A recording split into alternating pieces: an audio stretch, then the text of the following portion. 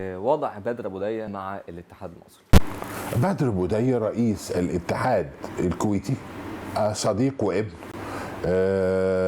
ما عندناش معاه اي مشكله، اللهم الا ان بعد البطوله اللي اتعملت عنده في توتر حصل من بعض المدربين والاداريين ضده، وقالوا ان هو كان له تاثير على النتائج. دي بطوله اتحاد دولي، هيبقى له تاثير على النتائج ازاي ما اعرفش، لكن ربما يتجامل. يعني لما بيجوا مثلا لعيبه حكام يحكموا في مصر جزء شويه جايز يساعدوا الارض زي في الكوره زي في اي لعبه، لكن في حدود اللي بيحكم البطوله 9 حكام بيتشطب لكل لاعب افضل نتيجتين واسوأ نتيجتين، وبيتجمع الخمسه اللي في النص ك ميثودولوجي ثيوريتيكالي كده نظريا امر مظبوط 100% ما يعملش، لكن في بعض الاحيان قد لا يكون سليم، قد لا يكون الرابع اوحش من الثالث او غير كده. هوت في ناس لها وجهة نظر. فلاعبتنا اتكلموا في الامر ده، والجماعه الكويته خدوا ميداليات، بس مش هم بس. طب ما السعوديه خدت ميداليه ذهب وميداليه فضه وميداليه برونز، والاردن خدت، ومصر خدت، والامارات خدت، والكويت خدت. احنا شويه الموضوع عندنا هايبر، ولو فيها مجامله هيبقوا اتجاملوا من الحكام.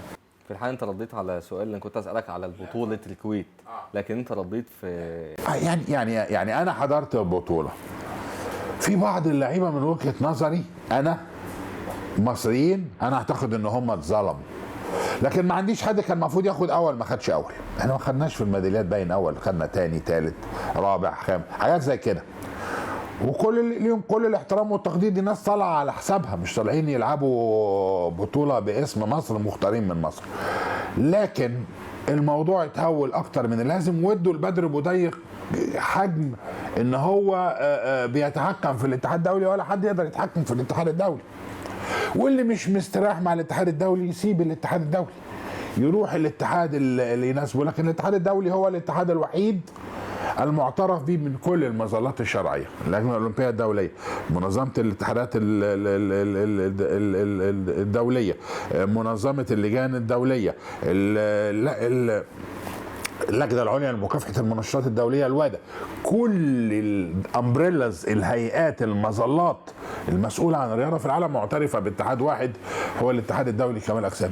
الناس عايزه تشتغل فيه، هو ده الاتحاد اللي معترف فيه البلد ومسجل في مصر ومسجل في كل البلاد المعترفه بيها بلجان اولمبيه او بوزارات رياضه وشباب.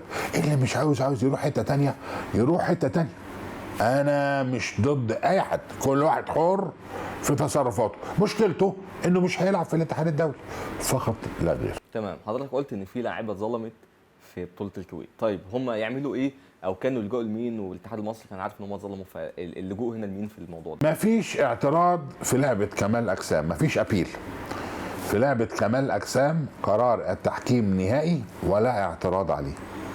فبالتالي لا يمكننا ان احنا نعمل. كان زمان باين في حاجه اسمها ابيل ولا ما ابيل في كمال الاجسام وفي رفع الاثقال، دلوقتي اتلغت الابيلز، مفيش.